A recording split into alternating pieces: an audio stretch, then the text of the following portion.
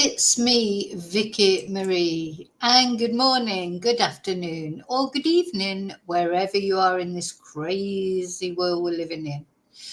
So, now, have you missed the mushroom murder trial? Because, of course, there's been nothing over the weekend. I think Friday was a day for legal arguments, so there was no case and no jury sitting on Friday. So we've had a couple of days off from this, and we're now in week 8. Can you believe it? 8 weeks this trial has gone on for. It's probably going to go on all week and maybe even into next week. But at least we can see the end of it now. Closing arguments will begin today. Or have begun today because it has just finished, literally just finished. And we're going to go through all the points that came up that Nanette Rogers, the prosecution lawyer, here she is. Let's have a little look at her. She's been very good, I think. But then, of course, she had more to work with, didn't she, than the defence did.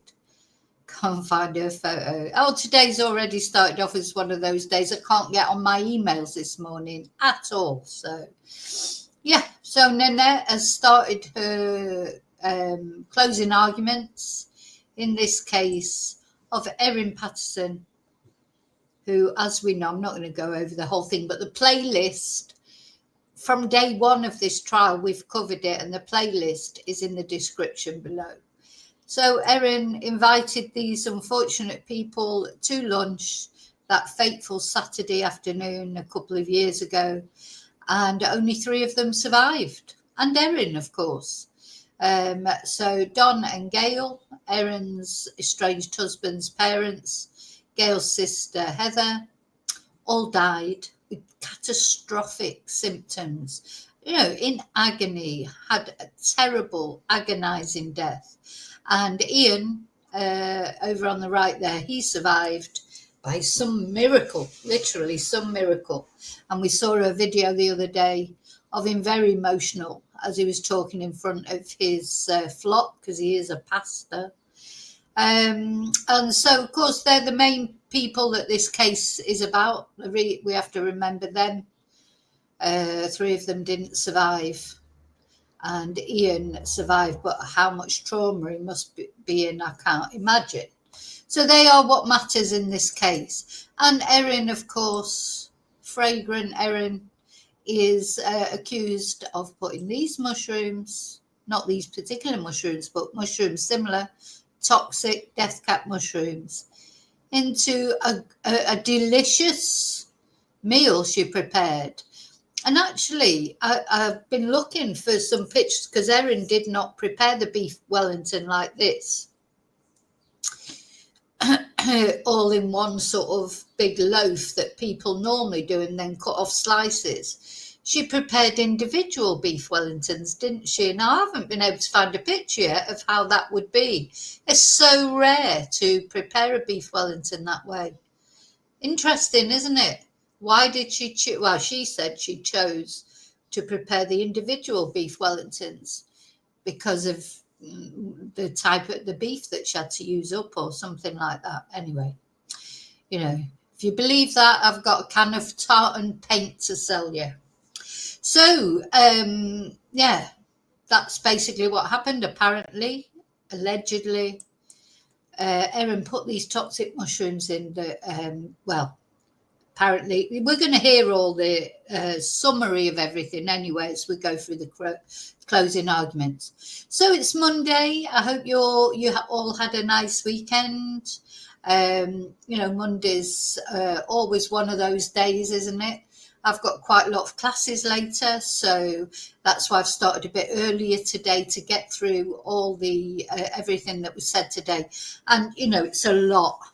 It's a lot. The prosecution, has got massive amounts of evidence, haven't they, to go through. The defence won't take so long. So I'm going to crack on because, as I say, I've got classes shortly. So first of all, thank you to everyone. As usual, thank you for watching. Thank you for caring about Don, Gail and Heather and Ian, of course. They deserve attention. Thank you to those of you who like my videos, who've subscribed. If you're not subscribed, please consider subscribing. It's completely free. And as always, special thank you to my members.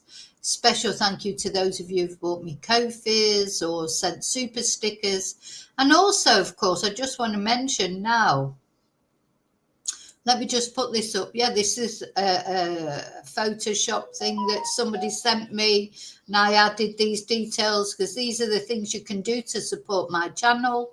Obviously, subscribe, like, and share. Don't forget to press your notification bell. You can buy me a Ko-Fi, you can PayPal me, you can become a member. And also now on my Ko-Fi page, you can shop. There is merch now on there, and thank you to those of you who have bought things. I just want to make it clear that what's on there is posted. The postage and packing is included in the price.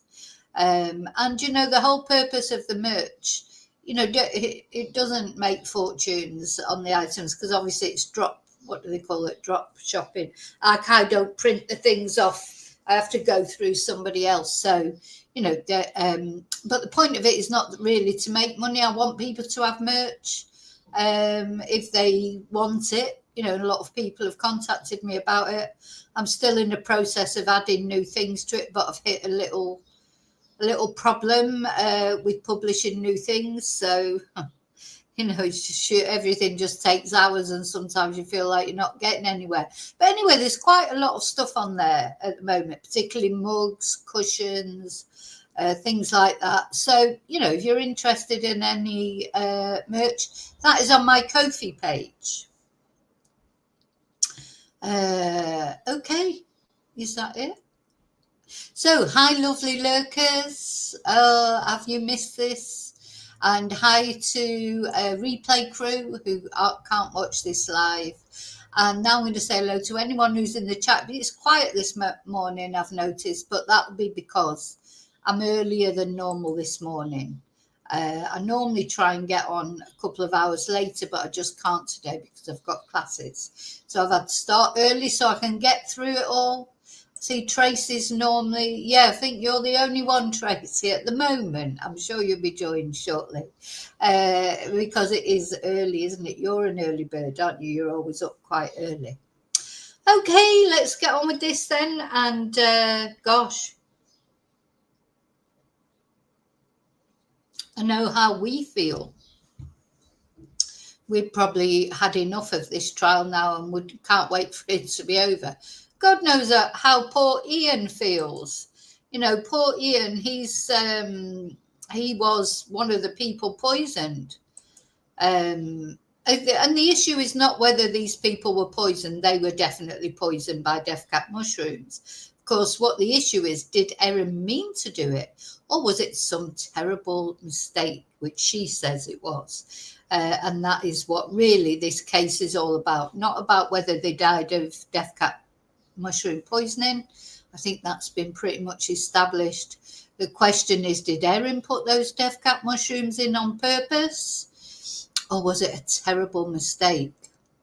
She does remind me of Laurie Daybell because she'll probably be saying, it's a family tragedy, since when did actually allegedly murdering people become a family tragedy? But according to Laurie it is, and I can see, I was thinking about it and I thought, God, if Erin is found guilty and then she appeals her conviction, I could just imagine she'll be representing herself next time. So, and this is her barrister, Mr. Colin Mandy. He will talk after Nanette has spoken. And it is, so the closing arguments start with the prosecution. Hi, Maria. I think that's Maria who just sneaked in there. Hi. So let's go. So Nanette Rogers will begin proceedings. Oh, let me share this. I don't know what the weather's like with you. My brain's not working properly. It don't work very well at the best of times, but it's certainly not working. It's 25 degrees already. It's only 8:45 in the morning. So, it definitely affects your brain.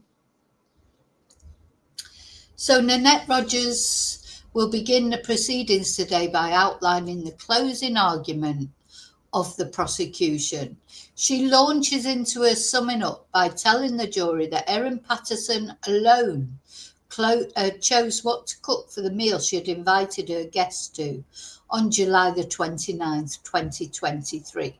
So, 2 years ago, nearly, only a month away from exactly 2 years. And she says that the control Erin had over the meal was exercised with devastating effect. It allowed to give her the appearance of sharing in the same meal while ensuring she did not consume a beef Wellington laced with death cap mushrooms. And she asked the jury what other reasonable possibility could explain the deadly outcome of the meal. So apparently she was moving. She's probably had enough as well. I think everybody's had enough. Oh, so just to remind you, this is in Morwell. I did, let's have a look. I've been trying to can't get on my emails. So if you sent me an email, sorry, can't get on my emails today. So this is the map of Morwell. Where Morwell is in Australia. This is the courtroom where this case is being heard is in Morwell, which I think the nearest sort of big city, if you like, is Melbourne over here. Now, it's funny because she lived in Leongatha. This is where her property is, in Leongatha, where she served up the lunch. But doesn't she also have a property? Is it in Corumburra or something beginning with K? So Glen Waverley, which is one of the places she thought that she may possibly have bought these mushrooms, is right over here. Yeah. Anyway, something interesting we found out when I did that sort of a recap on Friday before, of everything before we started the closing arguments, is that Erin had the chance to take this case to the Supreme Court, not in her local area, but she wanted it. Wonder why she wanted that. Why did Erin want this case to be heard locally? And that also meant that she had to wait longer. And Mr. Mandy, her solicitor or one of her solicitors, said she's quite happy to wait. She plays the long game, Erin, doesn't she? Plays the long game. Though she wanted it locally in Morwell, nearby where everybody lived. She didn't want to go to the Supreme Court, and she didn't mind waiting, even though she's waiting, incarcerated while she's waiting. She didn't mind waiting. There's a reason for this, I think. Everything's a reason with Erin. Well, there normally is a reason for most people, but I think especially Erin. She's a very devious person, in my opinion. I think whatever else comes out of this trial, we cannot escape from the fact she is a liar. I mean, she is a liar. She's even admitted that herself. She's lied about so many things.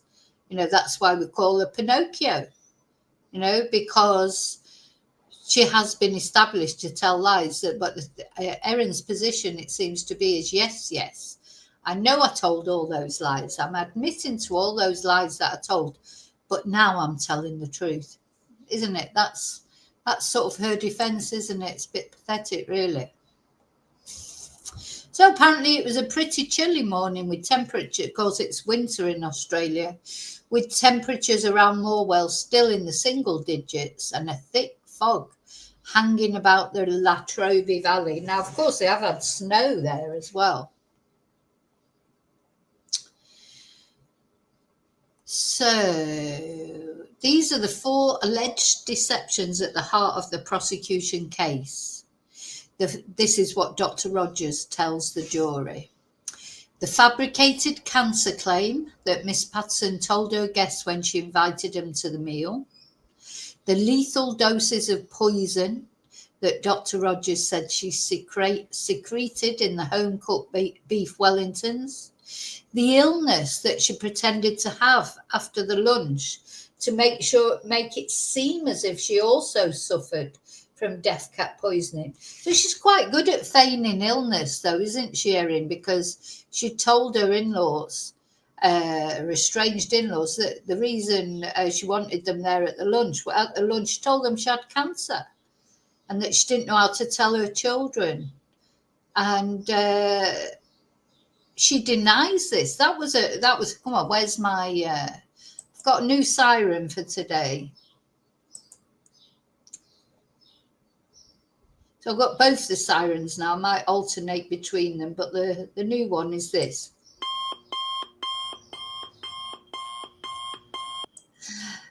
Or do you prefer this one?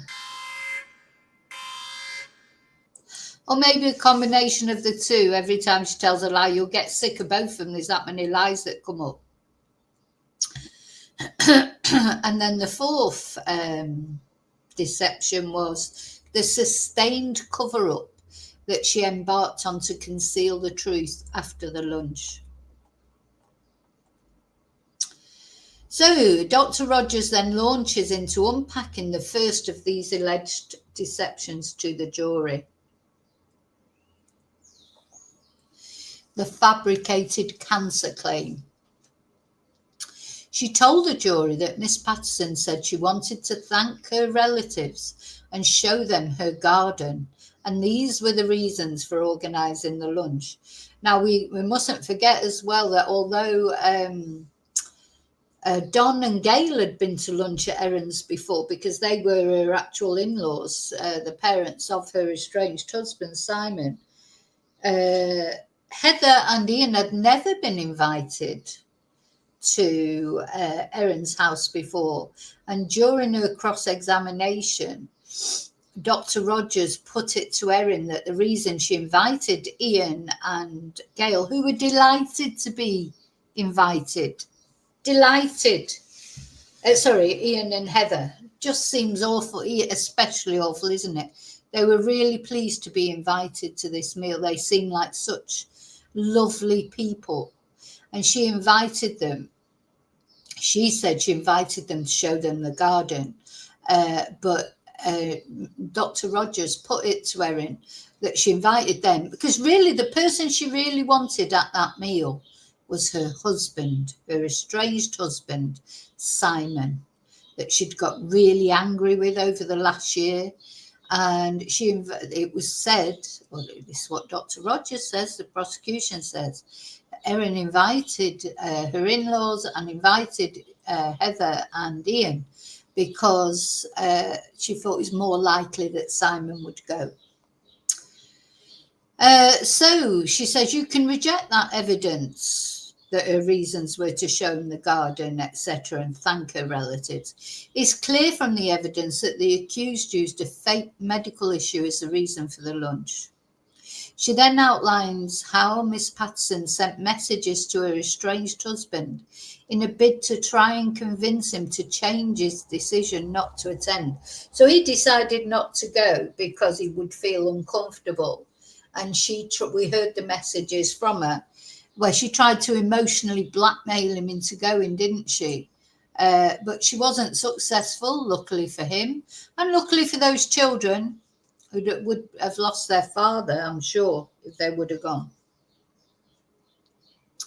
And she also outlines the evidence from Miss Patterson's children. So don't forget, even Erin's children, she's saying, are mistaken in what they said. Everyone's mistaken in what they said now, except for Erin.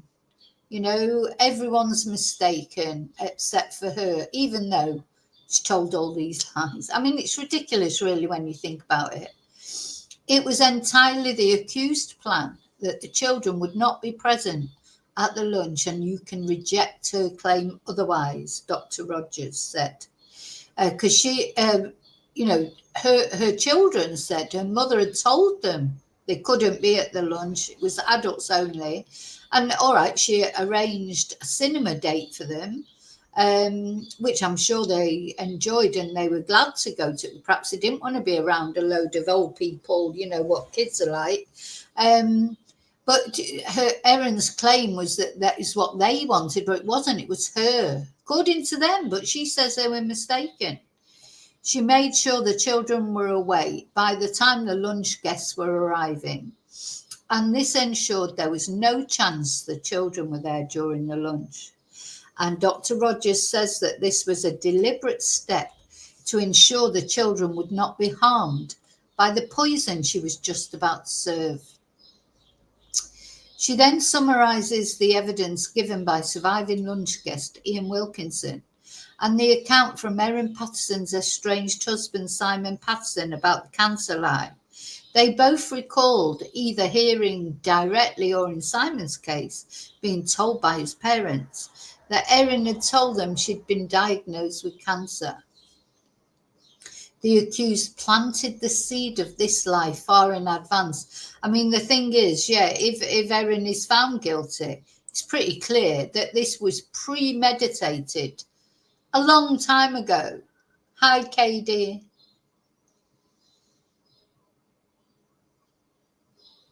That's interesting, Maria. That could be. It could be. Yeah, but it was Erin. No, it was Erin who chose the country location. We saw the video the other day where it was saying that she was offered, the Supreme Court in Melbourne. She chose. She wanted, well, I don't say she chose because she probably doesn't get the final decision. The judge gets the final decision. But she went along with it, or her lawyer, and said, yeah, she was happy with that. Just wouldn't. So that might not be the reason why it ended up being held in Morwell, but I'm just wondering why Erin was happy with it. Because you'd think she wouldn't want it held locally, really, wouldn't you? Because obviously people who know her are going to turn up, Whereas if it was in Melbourne, less likely. But anyway, I don't know. Who knows what Erin's motives are? She just she's one unto herself, isn't she? So yeah, don't forget Ian Wilkinson confirmed this, that Erin had said she had cancer. She disputed that and said she never said she had cancer. She just said suspected cancer. Again, Erin was disputing what they said and saying that what she said was true. So both Ian and Simon recalled either hearing directly or, in Simon's case, being told by his parents that Erin told them she'd been diagnosed with cancer. So, yeah. The accused planted the seed of this lie far in advance. She told Don and Gail well before the lunch she'd been having tests on her elbow. And then the prosecutor takes the jury to the messages exchanged between Gail and Erin, where Erin's mother-in-law checked in on how she'd gone with medical investigations into an issue that did not exist. Because she told Gail that she had to go for a biopsy and she'd have to have an MRI and all this kind of things ages before.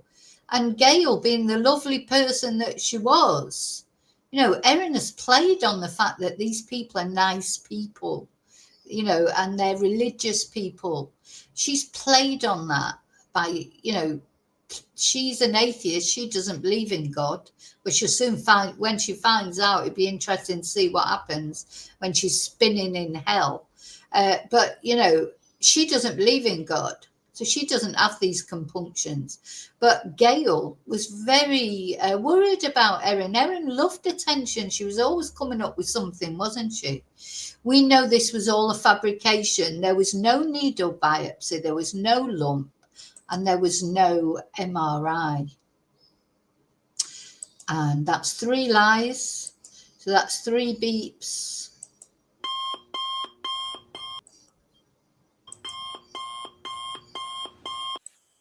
And then for the third one, we'll have the other one.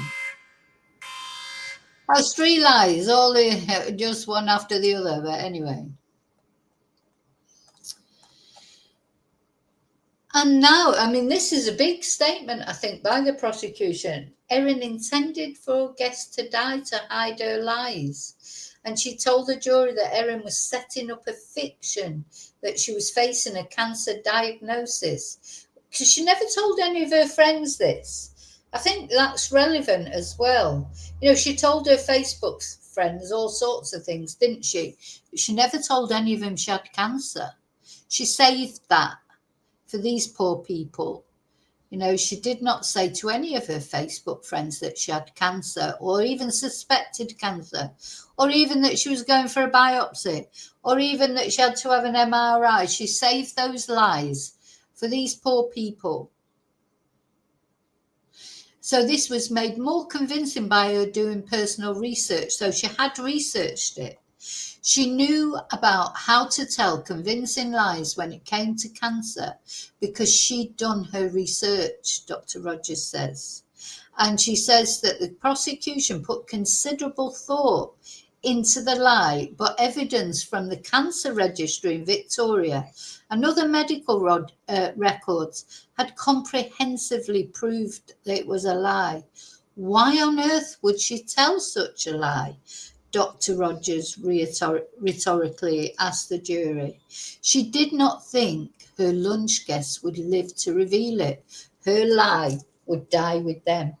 Now, I'm just thinking, could you imagine if Ian had died and he wouldn't have been able to give his testimony, and if these people, poor people, had not mentioned to Simon, or there were no text messages, or, you know, that would be, Erin would be up there now saying, oh yeah, just wanted to show them the garden and say thank you for being such lovely in-laws. Nobody would know anything about these lies that she told. So thank God that is a miracle that Ian survived, because I tell you what, he's there to give his evidence and convict this woman, hopefully, allegedly. You know, I'm sort of a bit gone from saying allegedly now. Her lies are not alleged. Her lies are, you know, 100%. Just whether she meant to murder them or not is the only doubt in this case. So this is,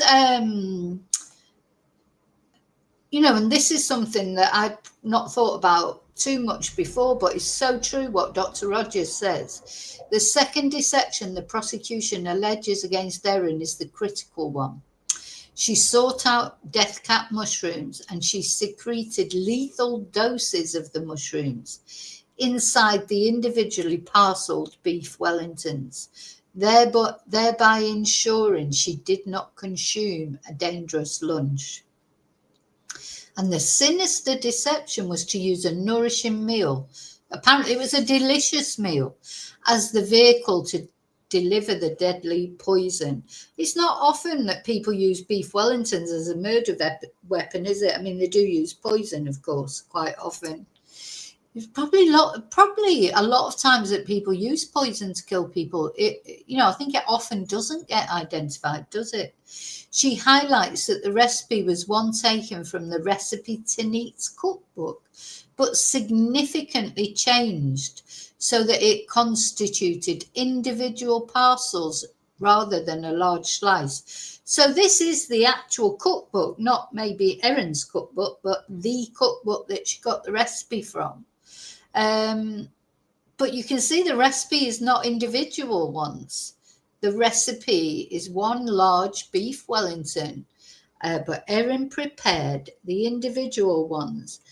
I'm just going to have a look to see if I can find individual.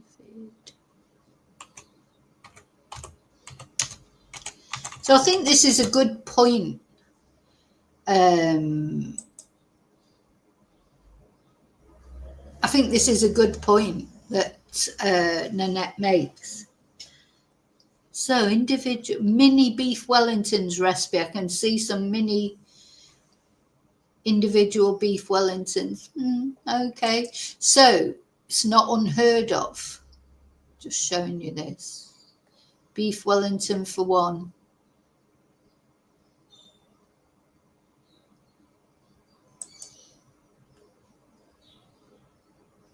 There you go. There's an individual beef Wellington.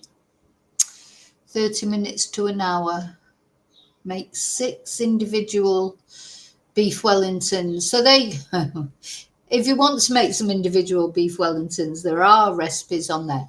But, of course, the recipe that Erin used was not, was not for individual beef Wellingtons. It was for that, but she changed it to make it for individual beef Wellingtons. But she said she did that because of the ribeyes that she, the steak that she had was in individual pieces. Is that another lie? Or, as Nanette Rogers says, was the reason that she made the individual ones so that she could avoid poisoning herself? So this was not a shared dish where each guest ate a slice of the same parcel of food, she says. Why deviate so significantly from an unfamiliar recipe for a special lunch? I think I'd be interested to know, anyone who'd ever been to Erin's for beef Wellington before, how she had cooked it that time. Was this the first time that she ever made individual beef Wellingtons, or was that what she regularly did? I mean, I suppose there's a case that if every time Erin cooked beef Wellington, she made the individual ones, then that was just what she always did. But if she didn't, if other people had been to Erin's house and had beef Wellington there before, and she hadn't done it like this, why did she decide to do it like this on this particular occasion? So, that's something to bear in mind, isn't it? Yeah, definitely. Oh, just, she's, the Pinocchios are coming out. Okay. She does tell a lot of porcupines, doesn't she? Anyway, Nanette Rogers reinforces that the prosecution alleges it was a deliberate choice to enable Miss Patterson to control what ingredients went into each individual parcel. I think that's probably true. Anyway, that's what the prosecution are claiming. She then asked the jury to consider the accused account of adding strong smelling Asian grocer bought mushrooms and Miss Patterson's evidence that she now believes foraged mushrooms may have been inadvertently mixed into a container of the store-bought ones.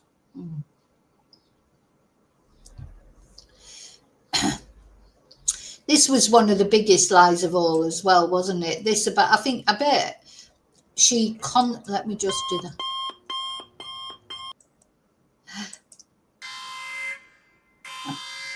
She constantly, I bet she really regretted even mentioning that Asian grocer. I think she said that as a knee-jerk reaction.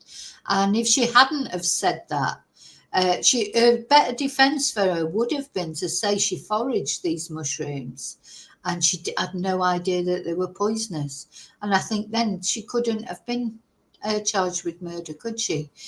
So she made the wrong defense choice. But I think the reason for that is I think she was so startled when they were identified so quickly as having death cap mushroom poisoning that she just didn't know what to say. And she said she hadn't planned what she was going to say, had she? I think she just thought she was so clever. So she says that Woolworth, this is Nanette Rogers, of course, says that Woolworth's receipts show that Miss Patterson had already bought more than enough mushrooms from a supermarket in the days before the lunch. She had 1.75 kilograms of mushrooms for a dish that called for less than half, Dr. Rogers says. Why then would she resort to dried or foraged mushrooms? She had more than enough. Yeah, why did she put those in? Now, she says that she bought those mushrooms ages before. She was going to make a spaghetti carbonara with them. They smelt too pungent, so she just put them back in the cupboard. And then when she was making the beef Wellington, she thought, oh, those those stinky mushrooms, that why didn't she just throw them in the bin? I don't know. Because, well, they never existed, of course. Those stinky mushrooms that she'd put back, decided were too stinky for a cat. She decided to get out for a special meal with her in-laws. No, actually, I was reminded, because the other day, quite often I hide food around the house. It's a bit of a long story, because my son's a bit like a locust going through the house, eating whatever there is there. So when I try and sort of keep things a bit longer, and I'd put a bit of waffle coming out here. I must put my waffle thing on, a little bit of waffle. I had hidden, hi David, I had hidden some mushrooms around the house, so let me take that off as well.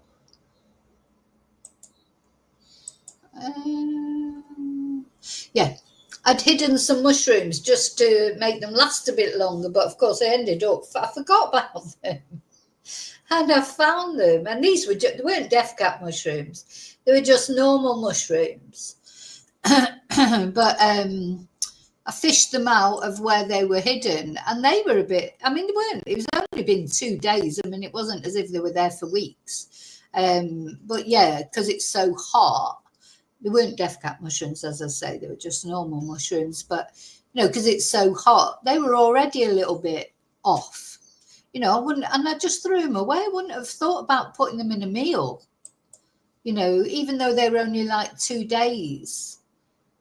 Mushrooms that keep for a long time in the fridge. If your fridge is working properly, you can normally keep them for about a week. But so the thought of, if you were cooking a special meal supposedly for people, that you would then decide you were going to use those really smelly mushrooms that you didn't think, that you thought were too smelly, to put in the original meal she was going to cook, the carbonara. It doesn't make sense. And if it doesn't make sense, it's not true, is it? It's not true if it doesn't make sense. Okay.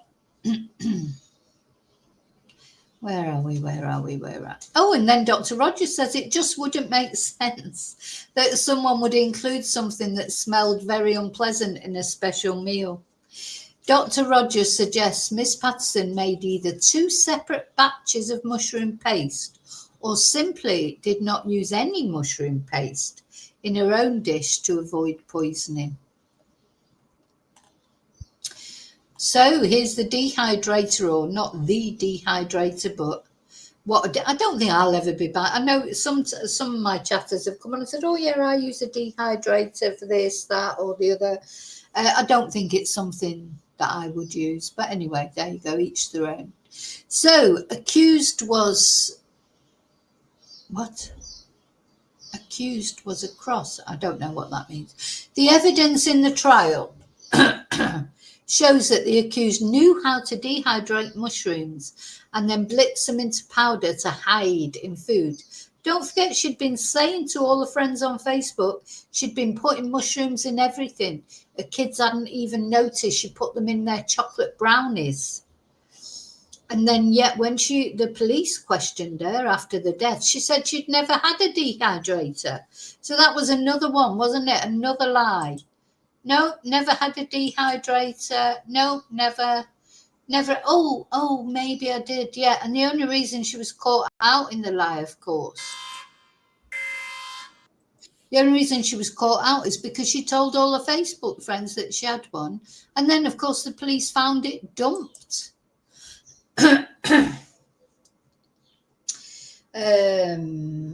You've seen the photo she sent the Facebook group of mushrooms inside the dehydrator on her kitchen bench. She was across the dehydrator. What does that mean, she was across the dehydrator?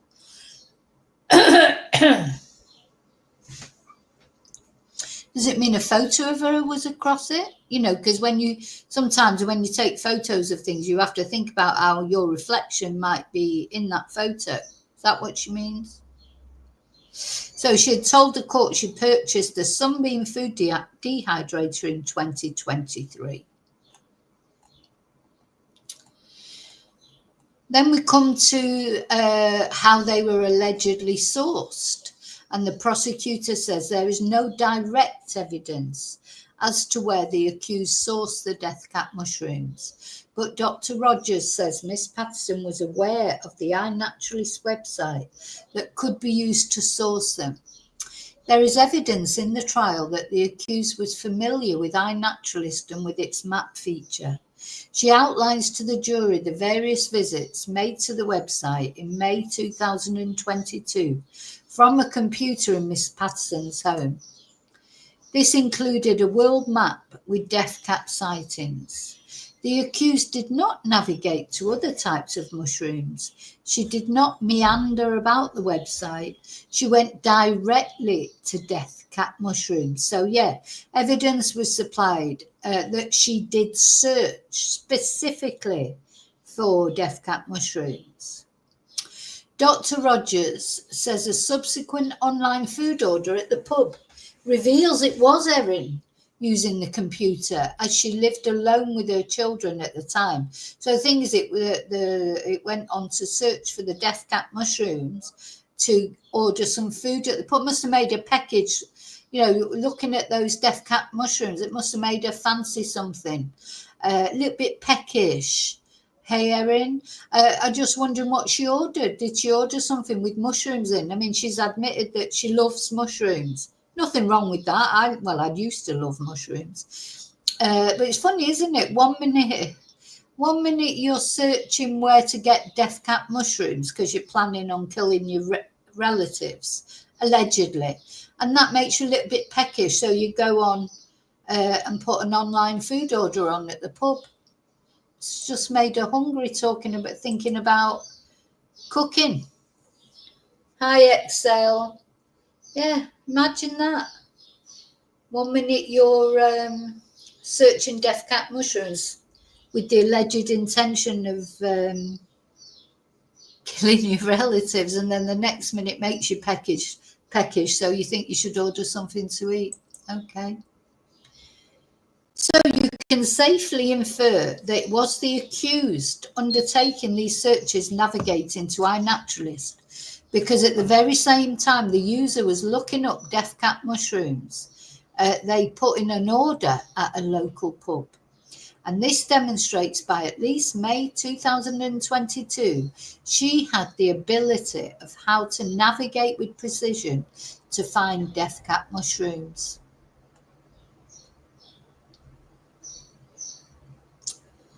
She then outlines the opportunity Miss Patterson had to locate them in the lead up to the lunch. She outlines how retired pharmacologist Christine McKenzie told the court she spotted death cap mushrooms in Loch in April 2023. She then posted the photos to iNaturalist after removing as many death cap mushrooms as she could. Fungi expert, now I don't have a photo of Christine, unfortunately, but we like to have a look at Funky Tom, don't we? Fungi expert Tom May told the court that in May that year he'd also spotted death cap mushrooms in Outram and had uploaded the sighting to iNaturalist as well. And we remember that, don't we? And, Tom gave some quite lengthy testimony, didn't he, about death cap mushrooms? And it was him who posted that he'd seen them in Outram. And lo and behold, next minute, Erin, her phone's pinging in that area. The thing is with Erin is, but that could be a coincidence, couldn't it? Could be a coincidence that just after that, her phone was pinging in Outram.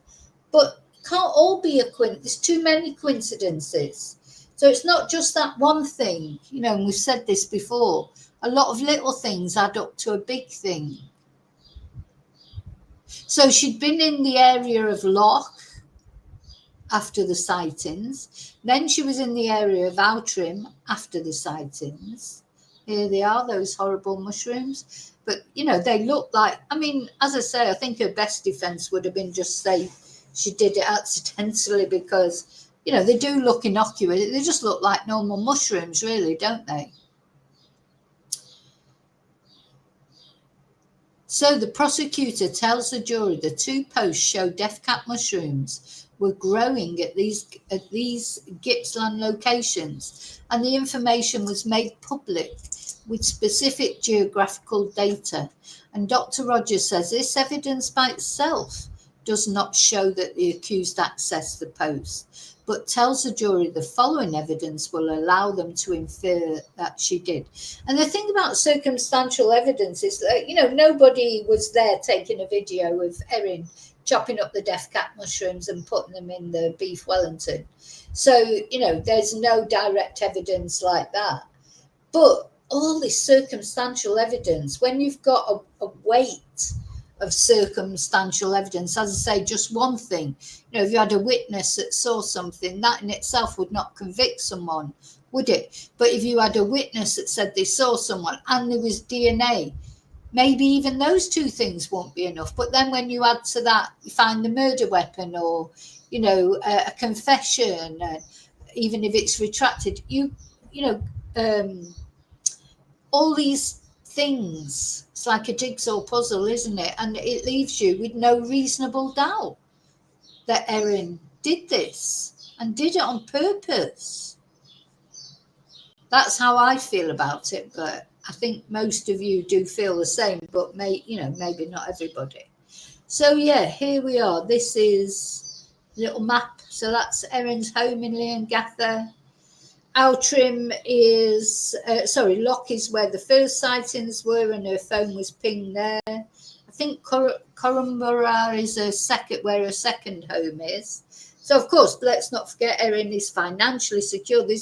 Don't think money was a motive for this, or not in itself. I think it's spite, to be honest, combined with jealousy, mental illness, God knows what, nose pushed out of joint, control freak. Put all those together, that's where you get your motive for this. And Outram, of course, was where the other sighting was. So Dr. Rogers then turns to expert evidence heard by the jury on phone data, which suggested Erin Patterson had travelled to the areas where death cap mushrooms had been identified. We had very lengthy testimony from a data expert, didn't we? Again, I'm not going to go through all that. It's on the playlist. Every single day of the trial so far is on the playlist. And the prosecutor tells the jury that the expert evidence was that the data identified the potential for a visit to Loch on April the 28th, 2023, 10 days after death caps were identified there. But she said that while the data only supported a potential visit, the jury should consider the likelihood of that visit in the context of the other evidence in the case. More importantly, the fact that the accused purchased her dehydrator on this very day. Oh, that was the other thing. This is what I mean. There's been so much in this trial because it's gone on so long, you forget things. Yeah, 2 hours after she probably visited Loch, according to her phone data, she bought a dehydrator. Just 2 hours later. I mean, to me, the more I think about it, the more it seems obvious what she was planning. And Dr. Rogers says another possible visit to Outram was identified by the same phone data the day after Funky Tom's post. And she explains to the jury in some detail the precise times and levels of certainty that were given about the phone's movement during these potential visits. The accused phone did not usually connect to these towers in a way that indicated a visit to these areas. Yeah, in other words, visiting these areas was not something that the accused usually did. These potential visits were not part of her normal activities. Yeah, I mean, the thing is, if her phone was pinging where she went to walk a dog every day, wouldn't be anything strange, would it? Like all of us, our phones will ping where we do our normal daily routine, or even in the week, if once a week we go to a certain place. But when your phone's pinging in an area only on those times, it only pinged when she went to pick up those allegedly went to pick up those death cap mushrooms near Outram. It only pinged near the other site when she went to pick up, allegedly.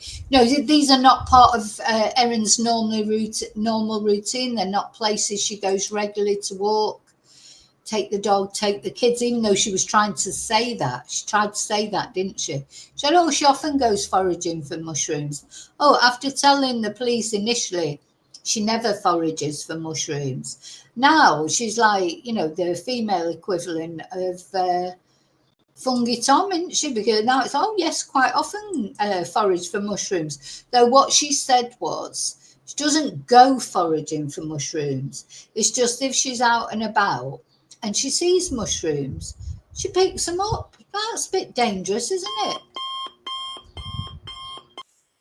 And obviously not true, in my opinion.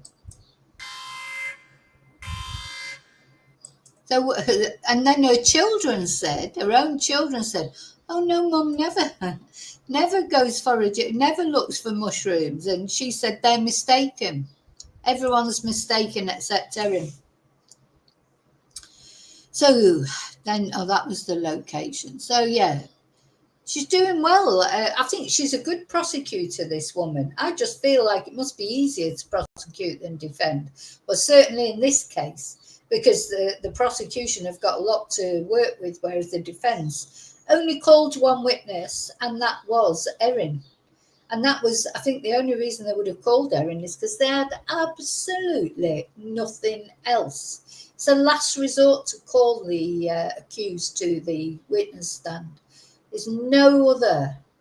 No, he didn't call any other witness, that none of the medical staff, none of the people Erin spoke to after the event. She said weird things to all of them. So there was no one that the defence could call that would, they didn't even call a character witness. Sometimes they'll call someone, won't they? To show that this person couldn't possibly have done this. They didn't even call any of them either. Well, there isn't anybody, that's why. Probably everybody would have stood up there and said, yeah, Erin's perfectly capable of this. So then they have a break. More breaks than Kit Kats, aren't they? Though, to be fair, the last couple of weeks since Erin started giving her testimony, they've been full on, really, haven't they? So there haven't been just the morning break, the afternoon break, and the lunch break, just the normal ones. But it felt like the first few weeks they were always breaking for something. After a brief break, Dr. Rogers launches back into her closing address, where she's telling the jury about Erin Patterson's opportunity to gather death cap mushrooms for the lunch. The prosecutor acknowledges to the jury that the cell tower evidence was a little bit tedious. No shit, Sherlock. I mean, it was really tedious, wasn't it? But at the end of the day, it's important. Oh, and she's saying that. She alludes to the fact that it's important and they're aware of what the evidence states and does not state.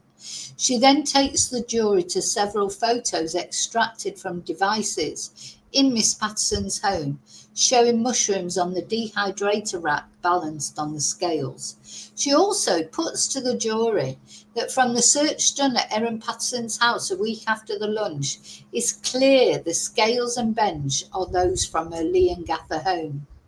And the prosecutor says that 2 of those photos have the appearance of being fresh mushrooms, but they are clearly foraged.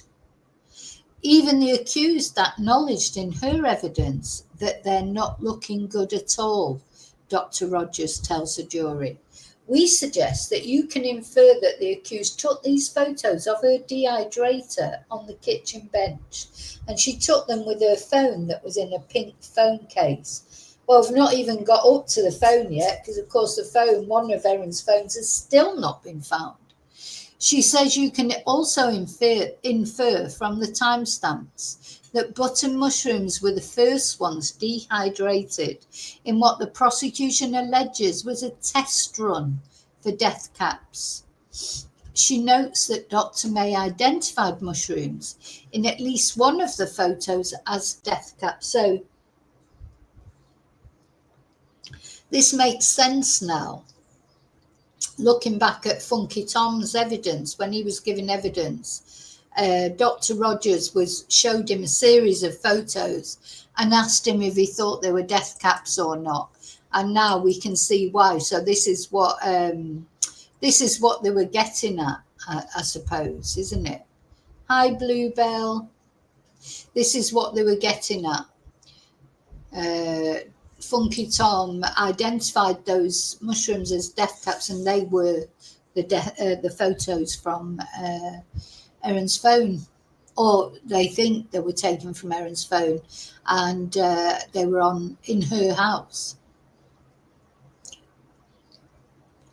So she notes that Dr. May identified mushrooms in at least one of the photos as death caps, with a higher degree of confidence, noting other mushrooms could appear similar when presented in that way. Dr. Rogers sums up that from all of the evidence, the jury can safely infer that the accused went to Lock to source death cap mushrooms, and that the photos taken from a Samsung tablet show the very death cap mushrooms she collected from the Lock Reserve in the process of being dehydrated. At some stage, she blitzed them into a powder, as she admitted doing for other mushrooms, and in that form she hid them in the beef Wellingtons. She says the jury can infer that Miss Patterson included the powder in the meal for the purpose of concealing the ingredient. And this just makes sense to me. What other possible reason could you have been putting, as in Erin's own words to her Facebook friends, dried mushrooms in everything? I've been putting dried mushrooms in everything. Powdered dried mushrooms. Why? Even chocolate brownies. Just doesn't make sense. And you know what it means if it doesn't make sense.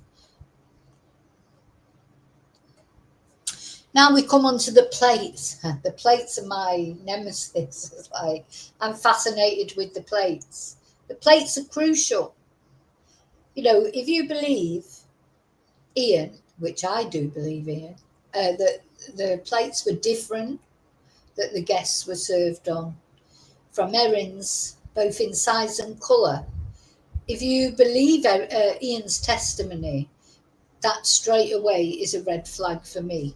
In fact, that's one of the biggest red flags, the plates. Let's have some red flags. The biggest red flags to me are the plates. Because what other reason would you have to,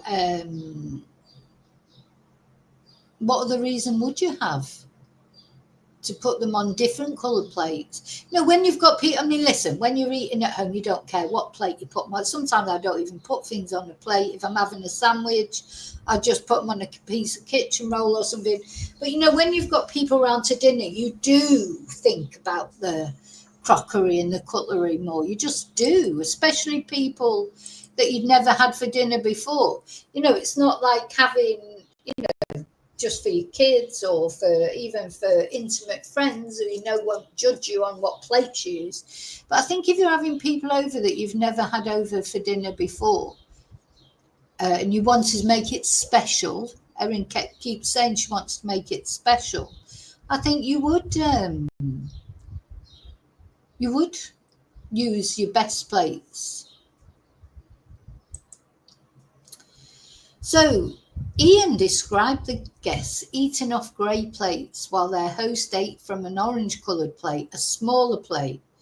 You will have no trouble in being satisfied that he is a reliable witness. Well, who is the most reliable witness? Ian. And you can confidently accept what he told you about the details of the lunch, including the 4 grey plates and the 5th odd plate. She tells the jury Ian was not the only one to notice the plate, recapping that his wife, Heather, told people after the lunch she had noticed the different colour plates. Women notice those kind of things perhaps a bit more than men. Heather even mentioned it a second time. Heather was on to her. Seems to me, Heather, the thing is, these were nice people. They won't have wanted to think bad of Erin or anybody else. But she was wondering, because suddenly she's ill. She's been to a dinner there and suddenly she's ill. Now, I think for someone like Heather to query it, she's not a person who thinks bad. She's not a cynical person. You know, I think that's come over perfectly well from how these people are. They're not looking for conspiracy theories. You know, they're not. I think Heather was probably, bless her, you know, just couldn't believe what had happened to her. But she even mentioned it a second time during the car trip from Corrumborough Hospital to Leongatha. Oh, that's where the hospital was, in Corrumborough, as per Simon Patterson's evidence. And she tells the jury they should reject the suggestion from the accused that there were no grey plates. You should also reject any suggestion that the accused just happened to eat from a different plate to her guests. She allocated herself the different plate by picking it up and carrying it to her place at the table. And she recaps evidence from Erin's son, who recalled white dinner plates. So, yeah, remember her son said they were white?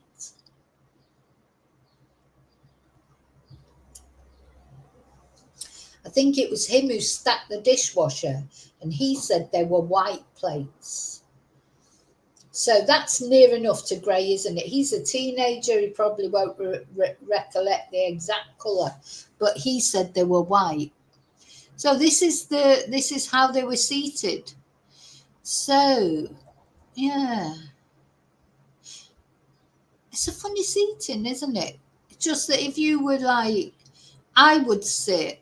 Did she put Ian at the top of the table because he was going to say prayers? Did she expect he was going to say prayers for her later? Don't you normally, like if you were I don't know, because I've often had people over to dinner and, you know, I'm a single person. So I would put myself at the end of the table and I would have had the four there. And I don't know if that's significant. Maybe that end of the table where Erin has put herself is near to the serving, you know, maybe she's got one of those, whatever they're called, islands, and, you know, maybe it was easier for her to get up and down. But I would put myself at the end of the table, I think, there. It's a funny seating, don't you think? But she's right facing Don. Gail, Heather and Ian all over the other side. Odd seating, I think. But anyway, there you go. So she notes that while Ian wasn't sure about dessert plates, the evidence of Erin's son should not dissuade the jury from accepting Ian's account. The accused deliberately served herself on a different plate to the others in order to identify which of the meals was not poisoned and which she would serve then serve to herself. The only reason she would do that is because she knew there were poisonous mushrooms in the other meals, because she put them there, and to ensure that she could identify the sole non-poisonous meal. Yeah. Anyway, let me know, like when you have people over to seating is important, isn't it? You know, especially when you have people over to dinner, you normally do put them in certain places, I suppose. I don't know. Let me know what you think. So Dr. Rogers then moves to the evidence given by the surviving lunch guest, Ian Wilkinson, who she says was a compelling witness. Ian is the most important witness, isn't he? I think, personally. He definitely is the most important person, witness in my eyes, out of all of them.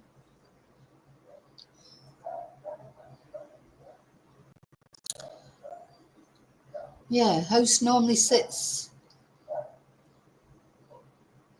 Host normally sits at the top of the table, don't they? That's what I would say. You know, and if you were in a couple, you'd have one at one end and one at the other end, wouldn't you? You know, because you want to be where you can talk to all your guests. Yeah, that's it. When you have guests, you want to be where you can talk to all of them. Anyway. You can confidently accept what he told you about the details of the lunch, including the 4 grey plates and the 5th odd plate. She tells the jury Ian was not the only one to notice the plate, recapping that his wife told people after the lunch she had noticed the different colour plates. I just don't feel my aircon's working particularly well. I've got it on the right setting. Don't know if I can't see it, that's the problem. Oh, I think I've just turned it off by some.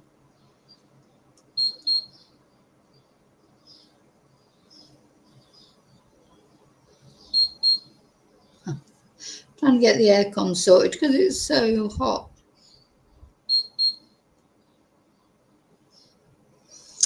Where's my Erin Patterson glasses?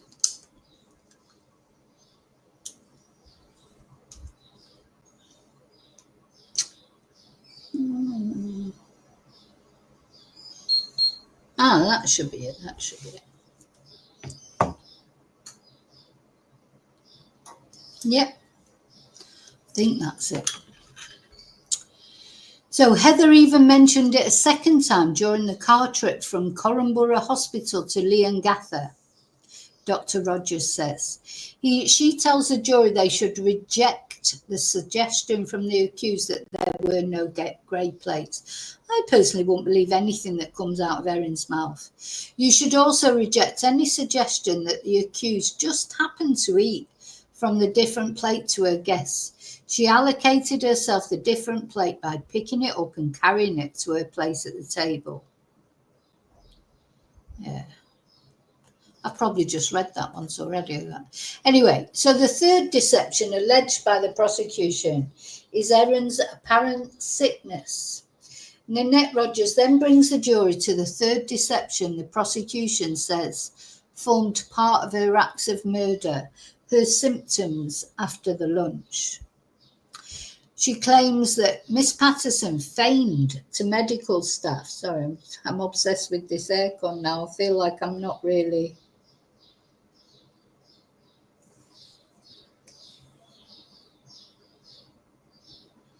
It should be working okay. Hang on.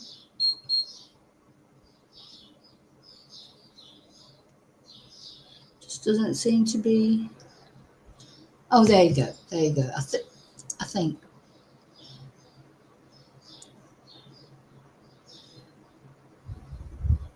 As I say, I have to try and get it, because otherwise my brain don't work at the best of times, but it certainly don't work when I'm hot and bothered. So the third deception the prosecution says formed part of Erin Patterson's acts of murder, her symptoms after the lunch. I mean, this was rubbish, wasn't it? Erin wasn't ill. The prosecution claims that Miss Patterson feigned to medical staff and family she was very unwell as a result of the lunch. And the only reason she would do something like that, pretend to be suffering from the same illness as the others, is, of course, because she knew she had not been poisoned, knew she was not going to exhibit symptoms of poisoning, and how suspicious that would look. Her good health, in other words, would give her away. So remember, the prosecution reminded us of the absolute severity of the others' symptoms, whereas Erin had a little bit of diarrhea and she seemed to go hours without going to the toilet. She told us all sorts of things, but there was no, in fact, that toilet stop she made was only 9 seconds. I bet she could not believe that she'd been seen on CCTV and things. As I say, she's one of those thickos who thinks they're so intelligent, but just totally underestimates the investigative powers of the police. So Dr. Rogers then pivots to the detailed evidence that the trial has heard about the symptoms of Erin after the lunge. She starts by noting that the accused gave an account of being unwell on the night after the lunge, but this is not consistent with other witness accounts. The prosecutor notes that Miss Patterson had described to a doctor having explosive diarrhea every 10 minutes on the night after the Saturday lunch.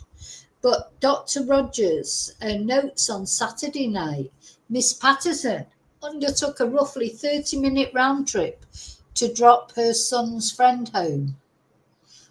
So she wasn't having diarrhea every 10 minutes, was she? Otherwise her car would have been a bit of a mess, wouldn't it? She did not say anything to her children about feeling unwell, she says, suggesting to the jury the actions are not consistent with a person who genuinely feared pooing her pants in front of her son and his friend.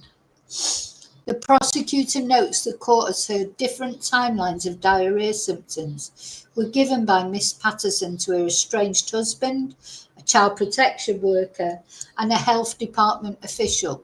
This included telling a child protection worker she'd sat in the car on Saturday night while dropping her son's friend home in a hope that the position would act as a cork to prevent a diarrhea accident.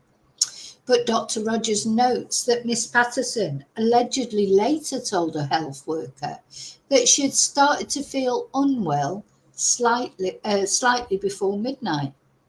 And the simple explanation is that she could not keep her story about when she got unwell because she hadn't in fact been sick on the day of the lunch.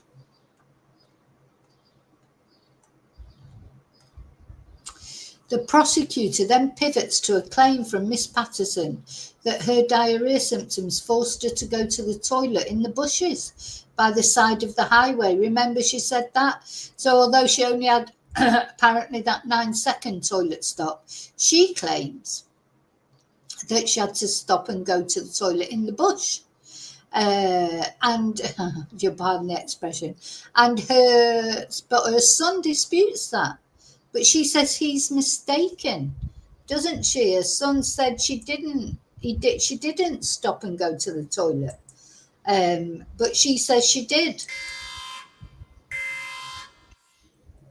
and her son's mistaken along with everybody else. So Miss Patterson alleged this occurred while driving her son from Leongatha to Tayab for a flying lesson the day after the lunch. Her son did not refer to any such stop occurring on the trip to Tayab. He was sitting in the front passenger seat. We suggest that if his mother had to make an emergency toilet stop on the side of the road, that is something he would recall when asked. Dr. Rogers then moves to the stop that occurred at BP Caldermead, where Miss Patterson made a brief stop and bought some food. Yeah, she bought some food. She's always buying food, though. When you've got a bad tummy, you're not going to be thinking about buying food, are you? The prosecutor notes the accused claimed she went into the toilets for 9 seconds to dispose of a bag of tissues she had used during her roadside toilet trip and to clean herself up a little bit. 9 seconds. It take that long to open the door, go inside, take your trousers down or whatever you've got on. Now, she must think we're stupid. We suggest that if she really did have diarrhea in the bush, also I wouldn't clear it up if I'd gone to the toilet in the bush. Sorry, but hopefully I'll never have to. Well, certainly not in the bush. But yeah, would you bother clearing it up? Or you've gone into the. Of course, you wouldn't clear it up. Well, you get just ridiculous. We suggest that if she really did have diarrhea in the bush and that this was the first bathroom she had access to after that, it would take more than 9 seconds, Dr. Rogers tells the jury. She says at a minimum, more time would be required to wash your hands. So, yeah, So she didn't wash her hands then, even though she'd cleared up all this poo from the bush, thrown it away or done whatever she'd done with it. She didn't even wash her hands. That would take 9 seconds. Just turn the tap on. You should reject that it had anything to do with having diarrhea in a bush on the side of the road. It's a tie-up. God, I hope this jury, I mean, to me it seems obvious, but you just never know, do you? There might be people in the jury going, oh no, she went to the toilet in 9 seconds. Oh no. Anyway, we don't know. So Dr. Rogers then addresses a claim from the accused that she had taken Imodium in a bid to treat the diarrhea. Now, Imodium, I expect the other people, the other victims, took something like it when they first started getting ill. When you've eaten death cap mushrooms, Imodium's not going to do anything, is it? You know, when you look at the difference between the other people's symptoms and Hi Angel, the other people's symptoms and Erin's symptoms, even if you believe her symptoms were real, they're nothing. They're absolutely nothing compared to the symptoms of the other poor people in there that it happened to. Just no comparison, and I expect they took something, maybe Imodium too, when they first started with their symptoms before they got catastrophically ill.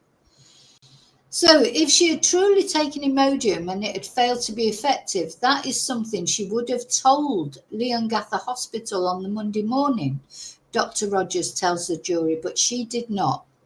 The prosecutor says, therefore, the jury can reject the claim that Miss Patterson took Imodium on the Sunday as an attempt to explain why she took a 2-hour car trip with diarrhea. During this part of her address, the prosecutor has also noted CCTV from the station which captured the accused did not show signs of illness and suggested it was very unlikely somebody suffering nausea, cramping and recurrent diarrhea would embark on a 2-hour car journey. She did not have diarrhea on the Sunday at all, Dr. Rogers says. The pace of information in today's hearing is pretty fast. Gosh. So there have been more frequent, shorter breaks being identified by Justice Beale, which is giving those involved in the hearing a chance to reset. Oh, let's have a look at Justice Beale. We haven't had a look at him yet in this video. And this is the picture I put together because I wanted to see him in his wig and gown, because the other picture I had of him, he was too informal. So this is Justice Beale, the judge in this case. So yeah, it's full on this today, isn't it? Full on this closing statements. So Dr. Rogers then turns to Erin's presentation to Leongatha Hospital about 8 a.m. on the Monday after the lunch. Shortly after arriving, Miss Patterson discharged herself against medical advice before returning later that day. The prosecutor recaps that a nurse at the hospital told the court she was concerned for Miss Patterson's safety and she tried to encourage her to stay for tests and potential treatment. And Dr. Rogers says there's nothing in Miss Patterson's demeanour in CCTV footage captured at the hospital that suggests she was unwell. She says there is one logical explanation for Miss Patterson's decision to leave hospital early. She realised that what she had done was going to be uncovered. She fled back to her house to try and work out how she was going to manage the situation and how she might explain why she wasn't sick like the lunch guests.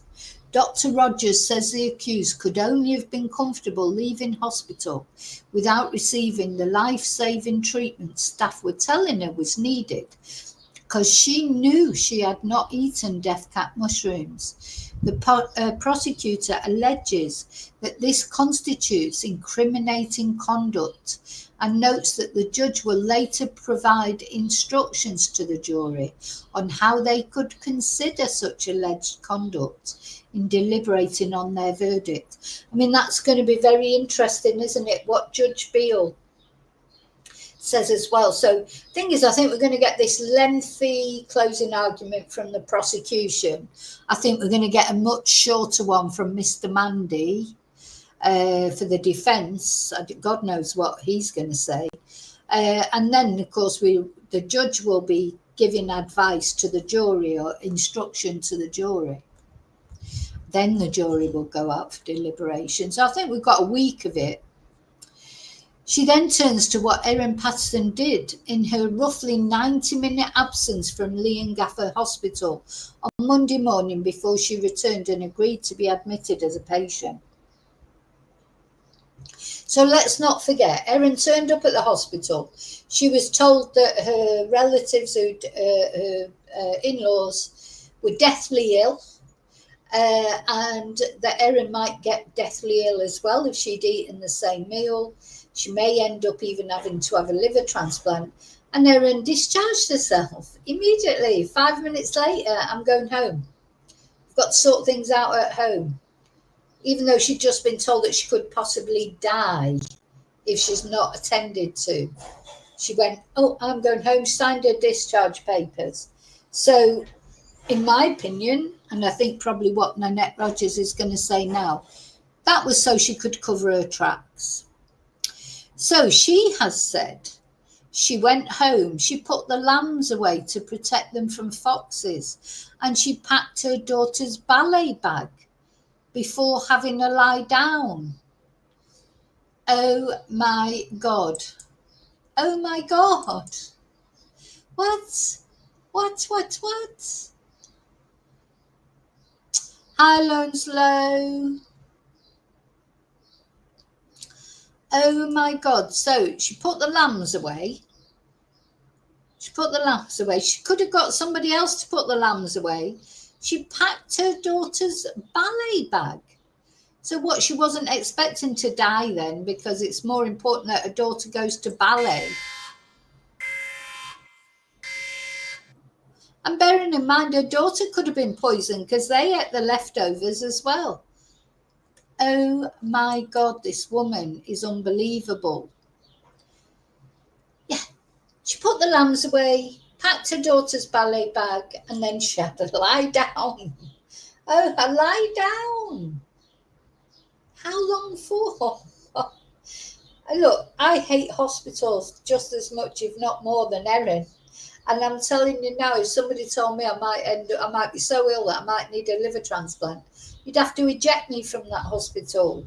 You know, I wouldn't go home and have a lie down. So this was despite being warned about a potential threat for her life from ingesting death cap mushrooms. She knew she hadn't ingested any death cap mushrooms. She knew 100%. So instead, Dr. Rogers said, she used this window of time to decide on her next course of action as she realised she'd been found out. So super sleuth, she had to put her sleuthing head on, didn't she? Because she cocked up completely in this murder plot. You know, something that keeps coming to me. I think Erin might even be enjoying all this. She loved, apparently, you know, she loved all the true crime and everything, didn't she? The Facebook friends nicknamed her Super Sleuth. You know, she sort of enjoyed that. I've seen other cases. I mean, it sounds ridiculous, but I have seen cases like this where people have actually even murdered somebody for a film, you know, for an idea for a film or to promote a book, or, you know, they're actually, you know, she's in a dark place mentally, isn't she? And I think she may even be enjoying all this. She's probably got a book planned. The prosecutor recaps that a doctor at the hospital called her 3 times during this time when her phone had switched connection from the Leongatha base station to the Outram base station. She summarises that the expert evidence was ultimately that the phone connection suggested the accused took the major road southwest of Leongatha, or the base highway. Dr. Rogers says expert evidence also stated that a phone stationary in a home would not connect to a different base station, We say that you can be satisfied the accused was not truthful about her accounts about her movements after she left hospital. The prosecutor then takes the jury to the medical data gathered during Miss Patterson's time at Leongatha Hospital, including apparent stool samples. A nurse who gathered them noted they were watery, yellow clear in colour, looks like urine, but the patient said it was a stool. Dr. Rogers tells the jury that the accused said to the nurse, "It does look like wee, but it is a bowel motion." Now, much as I hate to even concentrate at all on Erin's bowel motions, it's another lie, isn't it? Complete lie. Complete lie. You might find that an odd thing for the accused to say to the nurse, seeking to reassure her that this was a bowel motion and not urine. But she summarises that the evidence isn't clear on whether this was a stool or not, but she alleges it was not caused by eating death cat mushrooms. Dr. Rogers then pivots to Miss Patterson's reluctance to be cannulated for potentially life-saving treatment at the hospital. Her reluctance to receive medical treatment is inexplicable unless she knew she had not eaten what her lunch guests had eaten. She says it's another example of incriminating conduct, and again notes the judge will give directions on how the jury should consider that evidence.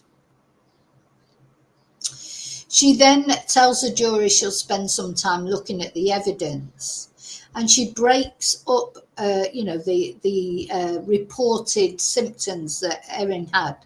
Abdominal pain. Dr. Rogers says when a doctor at Leongatha Hospital examined Miss Patterson on the Monday after the lunch, she noted tenderness in the abdominal area, which the doctor told the court was determined by checking a patient's reaction and verbal questioning.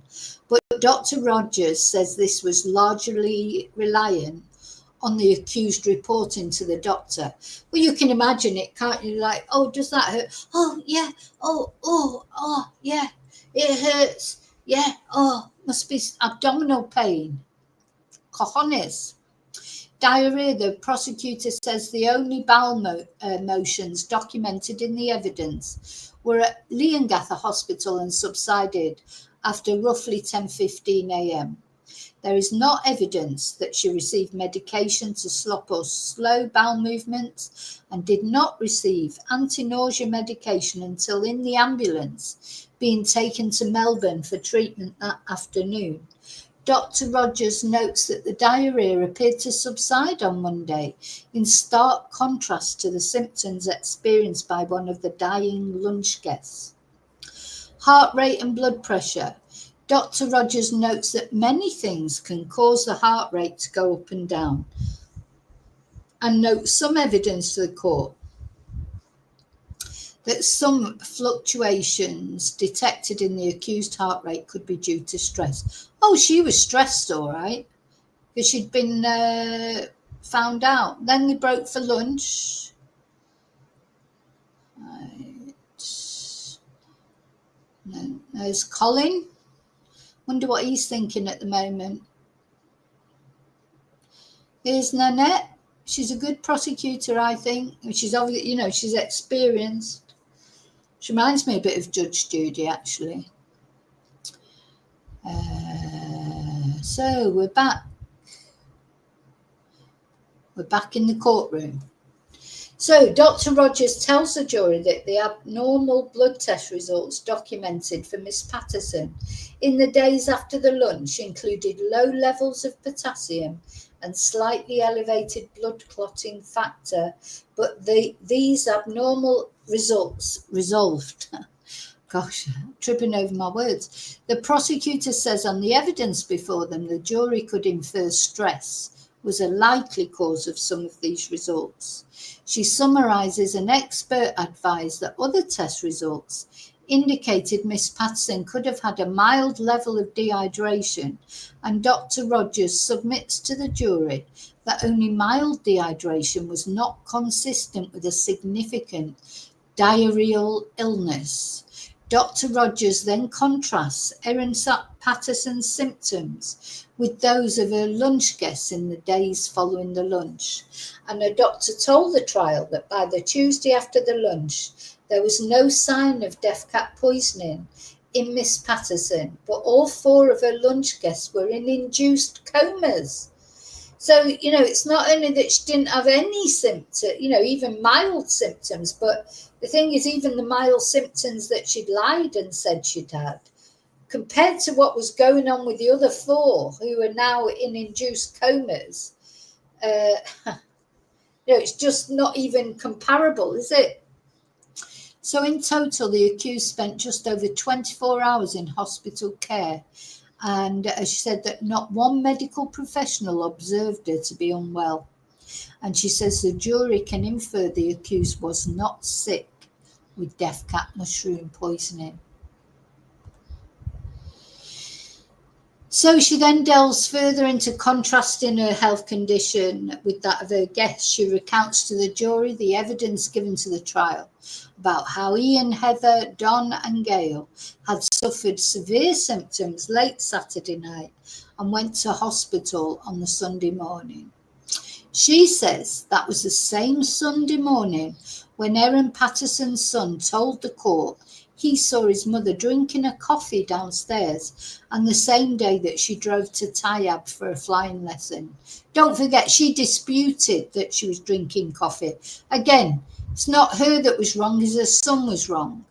By Sunday night, Don Patterson was suffering significant kidney damage and was admitted to the ICU. And this was the same evening that the accused apparently served herself and she ate more of the beef Wellington. Oh my God, where's my red flags? So, right, okay. Hi, Alana. No, I don't think his heart is in the defence, to be honest. But anyway, we'll see when he comes to his closing argument.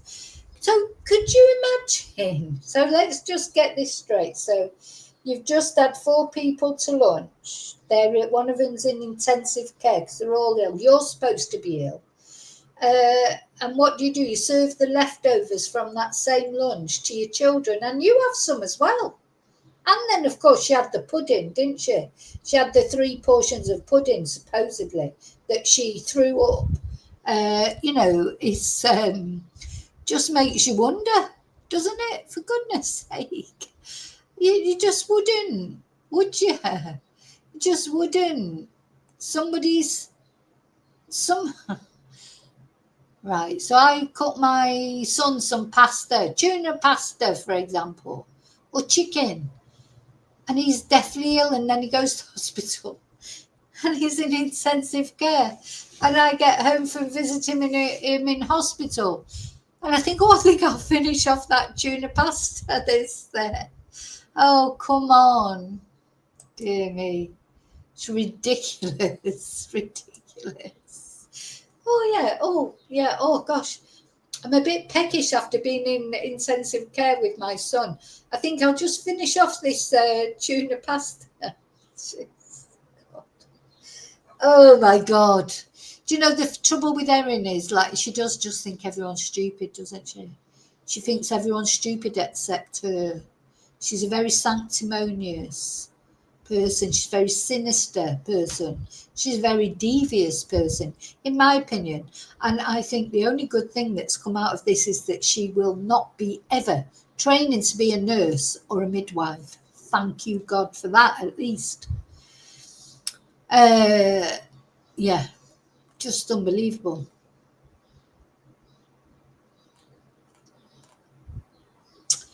So then she moves on to address claims. She tells the jury she anticipates, to address claims, she tells the jury she anticipates will be made by the defence, starting with the claim that Miss Patterson ate less of her meal than guests. But of course, don't forget Gail only ate half as well. She says Miss Patterson's evidence on how much she ate varied and reminds them Gail Patterson also only ate about half of her portion, but she still died from the death cat poisoning. She alleges that the accused has manufactured an explanation for why she was not as unwell as her guess. I think he's also going to bring up Erin's weight, because he mentioned that before. Colin Mandy mentioned that before, when he was cross-examining the toxicologist.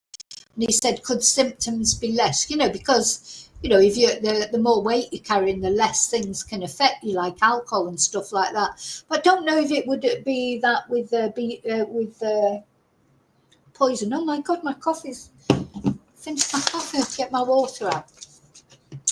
I think he's going to bring that up as well, because he's going to say that the others were elderly and slight, or slimmer than Erin.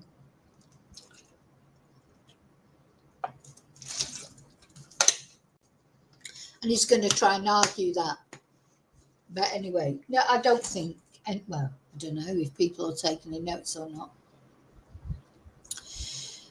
She alleges that the accused has manufactured an explanation for why she was not as unwell as her guess, and she says the jury should reject any attempt to minimise the amount of the meal she consumed. The jury is then taken to photos of leftovers from the beef Wellington lunch that have been introduced as exhibits in the trial.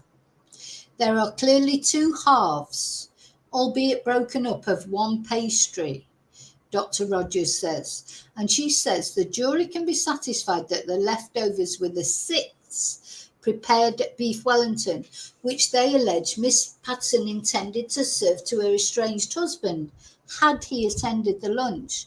And she says the jury can therefore be satisfied that Miss Patterson ate one whole beef Wellington parcel. 100% she ate the whole thing. Dr. Rogers then moves to address Miss Patterson's evidence that she binge ate 2/3 of a leftover orange cake. I mean, for a start, she was saying that she was already feeling nauseous by then. Just, again, doesn't make sense. And vomited shortly after the lunch. And the prosecutor says there's been no evidence as to how soon after ingestion one would need to vomit to avoid being affected by the death cap mushroom toxin.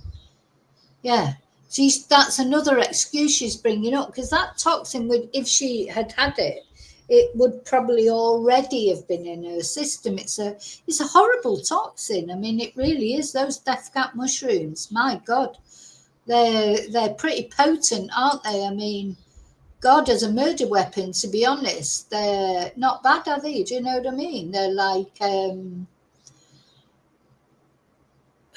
just crazy, but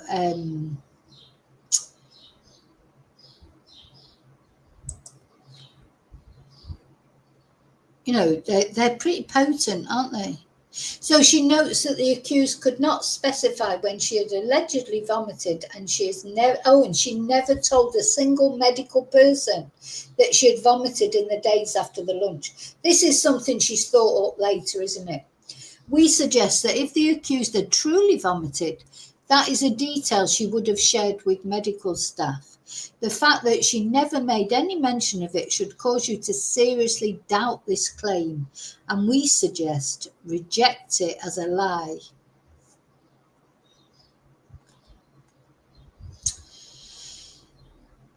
So she says that the prosecutor says she'll now outline the fourth alleged deception carried out by Erin Patterson, the cover-up.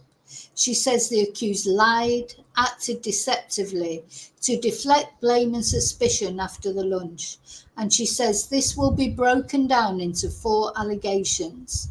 Lying about feeding her children leftovers from the lunch. Lying about all the mushrooms in the beef Wellington coming from Woolworths and an Asian grocer. Disposing of the food dehydrator used to dry the mushrooms, and concealing her usual mobile phone from the police. I think she's been very good in her prosecution. I'll tell you, if Erin isn't found guilty, it won't be, for the fault of this prosecutor. I think she's presented everything very logically. Anyway, but time will tell.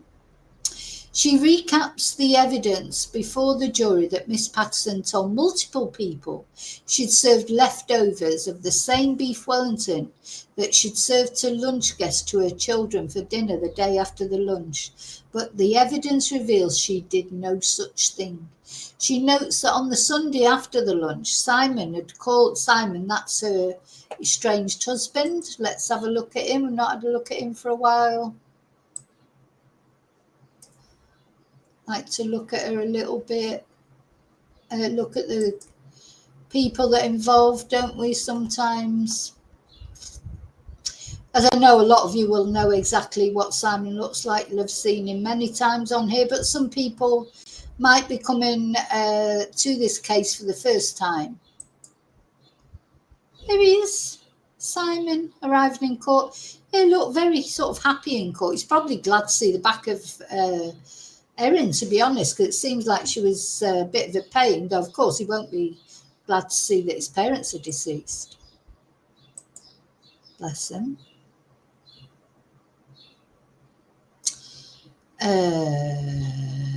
Okay.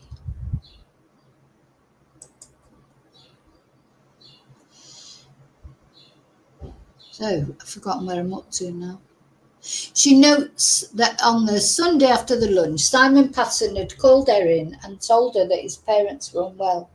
And the prosecutor says the accused reportedly told her doctor later she did not go to hospital on the Sunday because she thought she had a case of food poisoning and had children with her at home. Dr. Rogers asked the jury to consider why Miss Patterson would have fed the meat component of a meal that could have been a possible source of food poisoning to her children. Again, just ridiculous, isn't it? She also tells the jury the evidence showed the accused was initially reluctant to have her children medically examined. Multiple medical professionals stressed the importance of having the children medically assessed numerous times to the accused, she says. She says the jury should reject Miss Patterson's evidence that she wanted to understand what the concerns were before having her children brought to the hospital.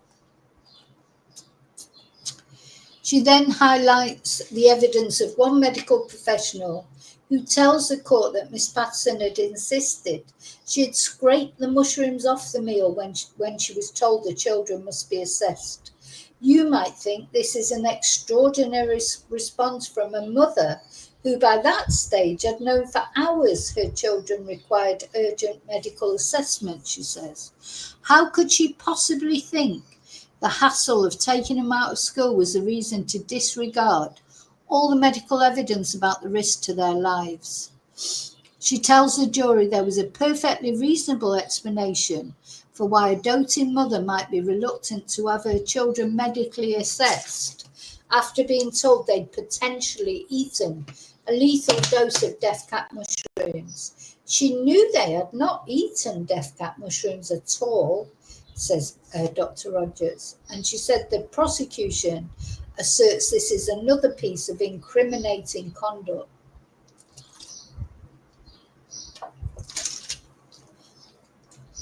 Gosh, I'm getting dry as usual. Too much talking. She then moves to the evidence heard about the collection of lunch leftovers from Erin Patterson's Leongatha home by police while she was still at hospital on the Monday after the lunch. She tells the jury that Miss Patterson had little choice but to assist authorities in collecting the leftovers, which Dr. Rogers says consisted of a previously whole beef Wellington. What was this leftover beef Wellington? Dr. Rogers asked rhetorically, before suggesting there's a plane going over, and gosh, it makes you nervous after that Indian. You never know if a plane's going to land on your house, do you? in suggesting it was a Wellington prepared in the hope that Simon would attend the lunch. She definitely wanted Simon at that lunch, didn't she? She says it was not the remnants of the children's leftover meal from Sunday, as Miss Patterson had told the court in her evidence. She again emphasises the prosecution case is that Miss Patterson did not feed her children leftovers from the meal and lied about this to several medical professionals and police. The only reason the accused would tell such a lie was because she knew she had included death cap mushrooms in the beef Wellington eaten by the lunch guests, and if she said she had also fed it to her children, it would deflect any suspicion that she had deliberately done so, the prosecutor says. She says the accused believed people would more readily accept the deadly lunch was a shocking accident if she had also fed it to her beloved children. This was a lie to help cover her tracks. It's another example of what I anticipate His Honour will direct you about, which is incriminating conduct. So the pace of Dr. Rogers' address to the jury is not slowed. The prosecutor moves to address the evidence the court has heard over the origins of the mushrooms included in the meal. Miss Patterson has told the court the bulk of the mushrooms used in the lunch were largely from Woolworths, as well as some dried mushrooms bought from an Asian grocer. This poor Asian grocer that never existed. In her evidence to the trial, Miss Patterson said she now believed foraged mushrooms may have been mixed up in the same container the Asian grocer mushrooms were in. And Dr. Rogers tells the jury Miss Patterson's account given to various people about the Asian grocer where she apparently bought dried mushrooms used in the dish had changed in the days after the lunch. She notes that in subsequent interviews, the possible suburbs in Melbourne where the Asian grocer could have been located changed. As time went on, her description of the Chinese food store shifted and grew broader, she tells the court. Oh, she is such a liar, isn't she? Such a liar, liar, liar. Oh, I'm just going to put the siren on just because I feel like it.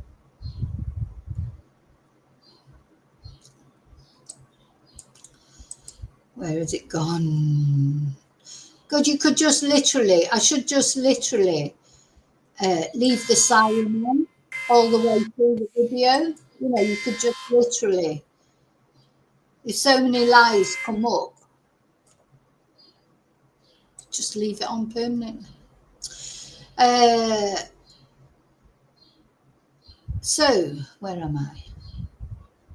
Dr. Rogers tells the jury that even if you could accept that the precise location of an Asian grocer might not be easily remembered, you would think you'd do everything you could to try and recall it for the sake of your very ill family members and for the sake of anyone else who might be exposed. And the prosecutor tells the jury that instead, the accused sat on her hands while Don, Gail, Ian and Heather were all in comas.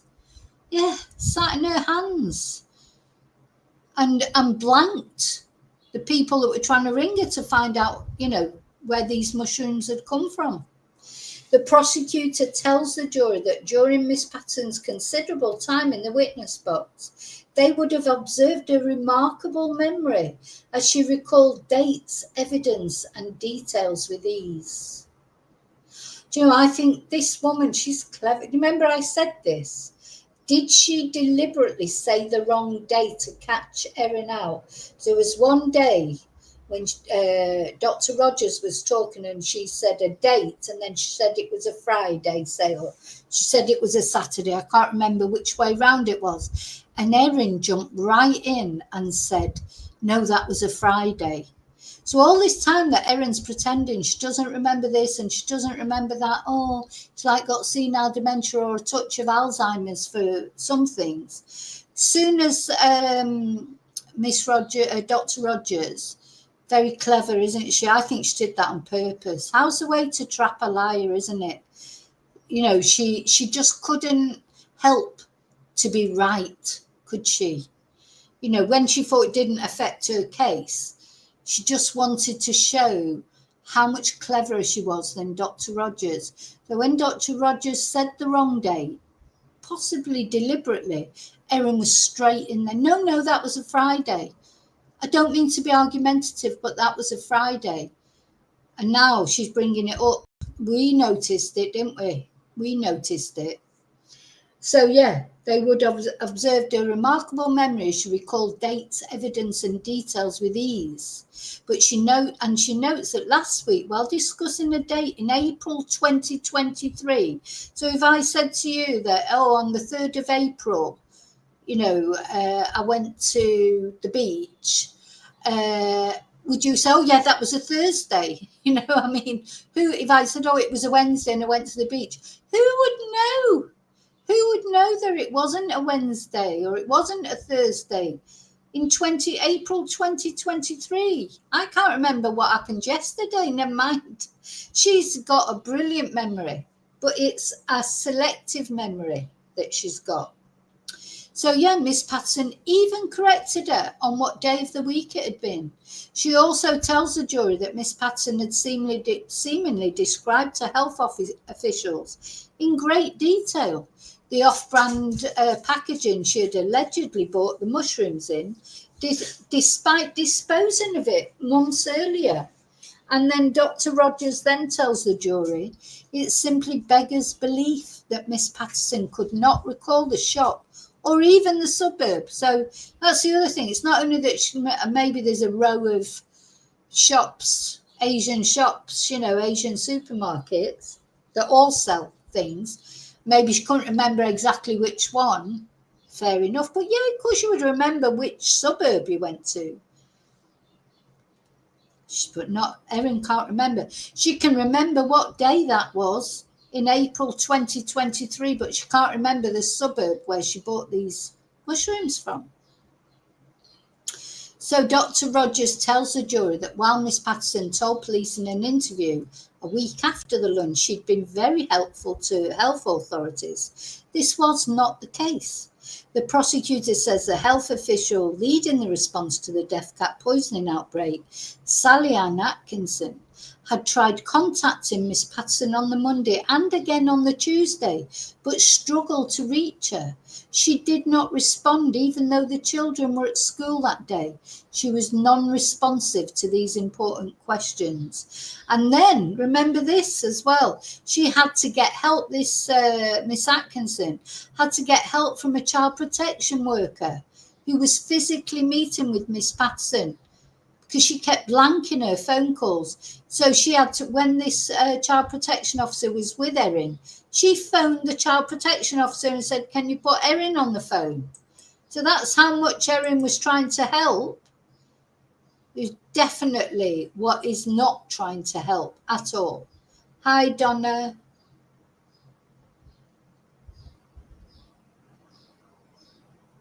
So, just lie after lie after lie, isn't it?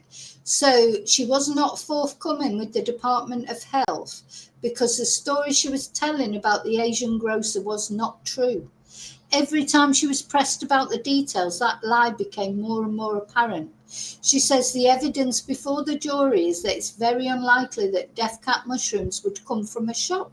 How could they come from a shop? I mean, it's just ridiculous. Because first of all, then, yeah, you'd have to think that they'd gone foraging for those mushrooms themselves, and yet it was only Erin's family that got poisoned. Foraging a commercial volume of death cats would be difficult, yeah, because they only grow twice a year and in small amounts. Dr. Rogers also tells the jury that if there were death cat mushrooms in the supply chain in Victoria, others could be expected to fall ill. She also dismissed the idea that death cats could be found in a Chinese shop, as expert evidence revealed that death cat mushrooms do not grow in China. And in fact, there was an incidence of somebody I think that was in Australia. That somebody died because an Asian guy, because he didn't realise they were poisonous.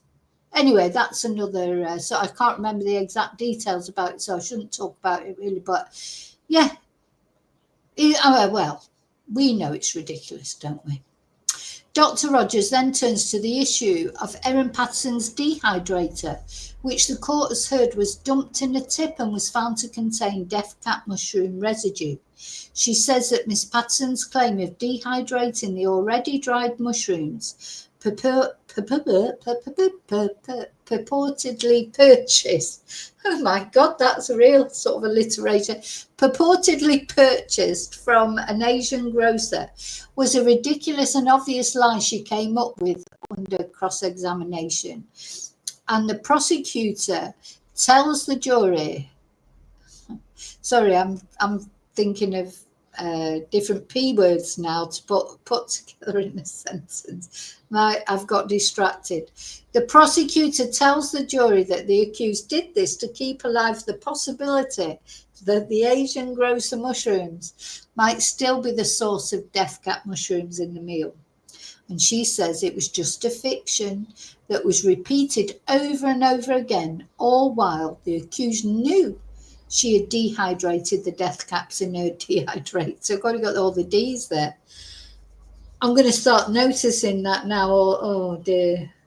She continued to peddle this false story about the mushrooms coming from an Asian grocer, Dr. Rogers said, telling them they should reject the idea that panic spurred the lie.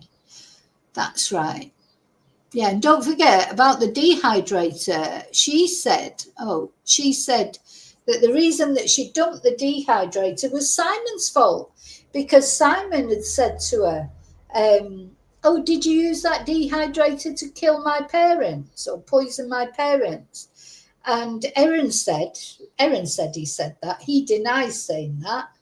And she said, oh, that put her in a panic. You know, she was panicking because of what Simon said. It was his fault. So she thought, oh, everyone's going to think I did it, so I'm going to dispose of this dehydrator. More lies, isn't it? More lies, more and more lies. Lie after lie after lie. Lie, lie, lie, lie, lie.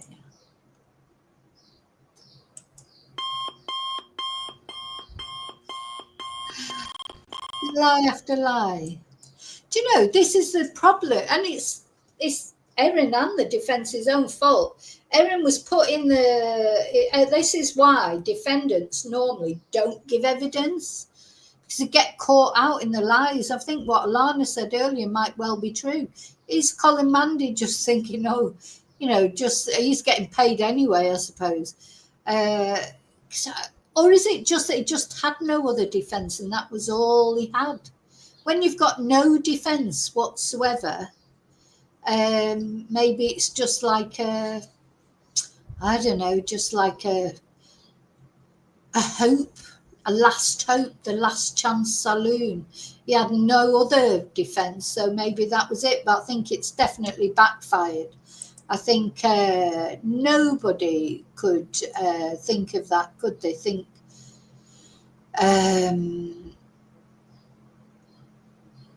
you know, that's why defendants aren't advised to take the stand. Anyway, I'm glad she has. Because, you know, to be honest, I just want her to be convicted. I think she is guilty. And I think it's overwhelmingly clear that she's guilty. But it's up to the jury. You know, it all depends what the jury thinks, doesn't it? It doesn't really matter what I think. But for me, for justice for these 3 people who died, and for poor Ian, we saw how upset he got in that sermon when we watched that video on Friday. Heartbreaking. So, you know, for those reasons, I want her to be found guilty, because I think she is guilty. So Dr. Rogers then turns to the issue of Erin Patterson's dehydrator, which the court has heard was dumped in a tip and was found to contain death cap mushroom residue. And she says Miss Patterson's claim of dehydrating the already dried mushrooms purportedly purchased. Who got that? Oh, dude, am I reading that again?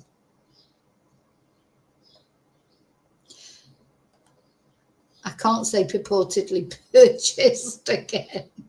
So the prosecutor said that the mushrooms purportedly purchased. Oh dear.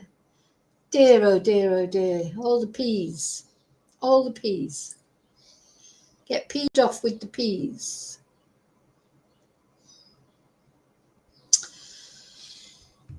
Anyway, that's it. So far. So she begins to delve deeper into the dumping of the look, is this a coincidence or what? Or is it the way this guy writes? She begins to delve deeper into the dumping of the dehydrator. Yeah. Justice Bill declares it's a good point to wrap up the hearing for the day. I bet Justice Bill can't wait to get home now for his tea.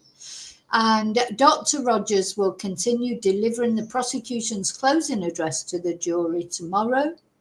And after that, the jury will hear the closing address from defence barrister Colin Mandy.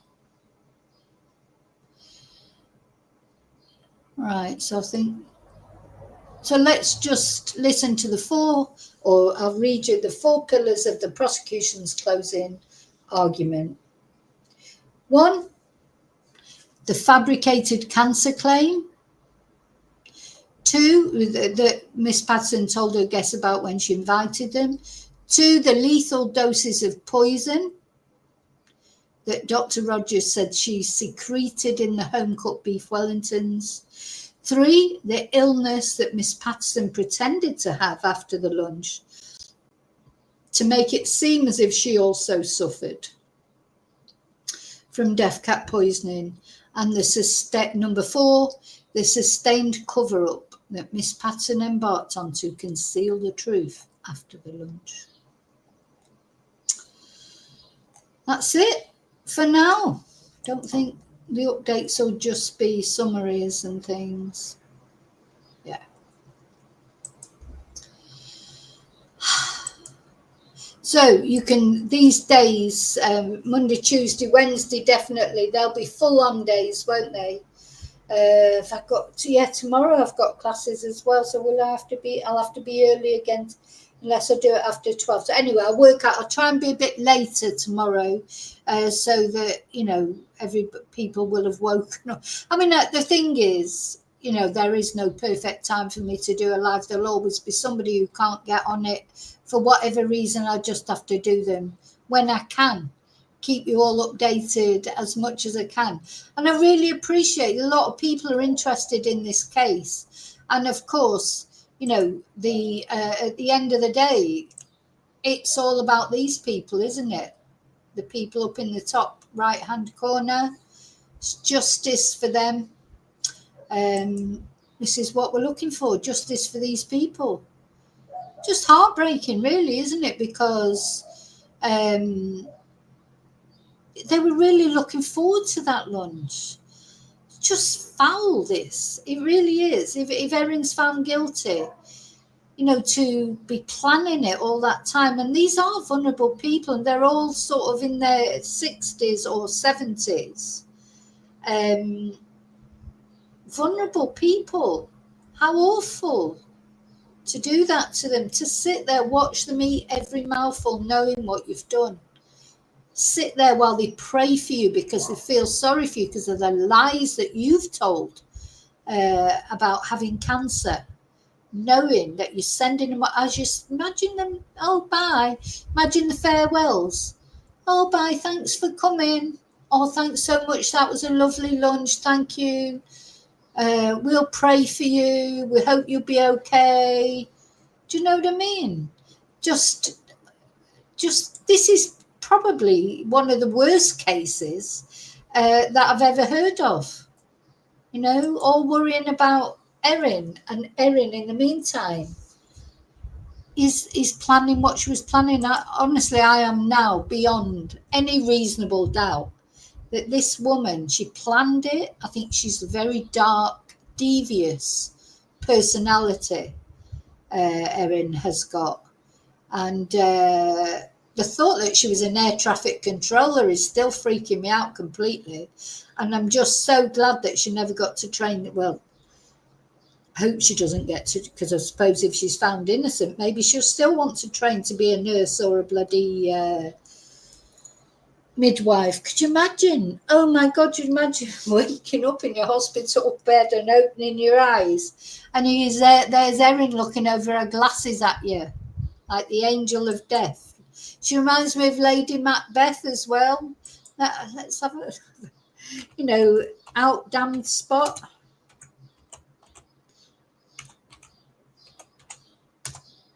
If you know the story of Lady Macbeth, Shakespeare's story, she makes her husband murder someone, but anyway, she goes around poisoning everyone. Who was the other one that used to poison people in Caligula? If you watch the series Caligula with John Hurt, what was her name? Livia, she was a crazy poisoner, wasn't she? Poison is a common choice for women, common murder choice for women, because it's not so physical, is it? It's not like stabbing someone or shooting someone. But the thing is about poisoning is it's especially devious, isn't it? And horrible, because it involves malice aforethought more than, it's not a crime of passion, is it? When you plan something like this, it's not like you're having a row and you think, and all murder is wrong, of course it is, but, there are certain things that people can understand a bit more when people lose control or stuff like that. But this is so cold, so calculated. There's nothing colder or more calculated than this. And Erin, the super sleuth, she thought she was clever and getting her. She thought she was clever, and she's not as clever as she thought she was. Wonder how she'll deal with it. I also thought she's a sort of person, although Bluebell, normal people like us can't come. It makes you feel normal though, doesn't it? Like we all have our moments, don't we? We do all have our moments, but not these kind of moments. I mean, my God. We can't get our head around it. But I just wonder if anyone would quite like it in prison. I don't know. She likes attention, doesn't she? I bet she's a bit of a celebrity there in prison. Because it sounds ridiculous, but some people do thrive in prison. They do. Some types of people do.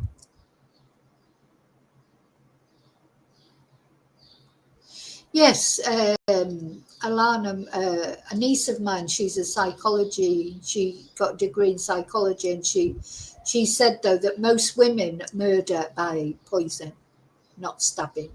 And also, car is a common way for a woman, a common thing for a woman to use.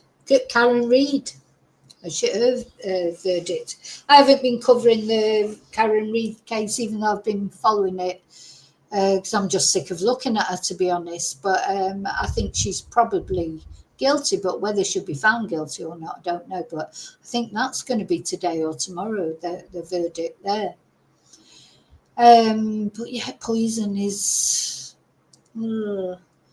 just the thought of putting those people through that. But anyway, yeah, she'd probably enjoy being a little minor celebrity in prison. I feel like Erin is just all about the attention. Honestly, I do. I think the only thing that she'll really miss are her children. She'll miss her children. Well, they keep saying what a good mother she is, but she isn't that good a mother, is she? If she's taken away their grandparents and was plotting to take away their father, she just wants everything to herself, Erin. She wants to be the queen bee. She wants to be in control. And as I say, if those children, as they got older and they started trying to get out of her control, I think they might be in danger too. Okay, I'm definitely going now. I've got some classes very shortly. So, yeah, as always, look after yourselves, look after you, be careful what you eat and who's preparing it. I'm going to end up like Michael Jackson, wasn't it him who wouldn't eat anything because he was always worried about what would go in it. Was it Michael Jackson? I don't know. You get paranoid, don't you? Because they would have had no idea. I think what's so scary as well, if she's found guilty, of course, I've got to keep saying that, they would have had no idea. They were looking forward to that lunch. They were happy to be invited, delighted. The lunch was, they raved about the lunch, didn't they? Very sad. Okay, so please don't forget to like this video, subscribe if you're not subscribed, and why not think about becoming a member? And I will see you really soon in the next video. I'll definitely be back tomorrow for the latest about this case, possibly back later, but I've got a lot of classes today, so I don't know. But thank you so much. I'll see you really soon in the next video, and until then, as always, may your God go with you. Thank you. Oh, and rest in peace, Don, Gail, and Heather, and I hope Ian is okay. Bye.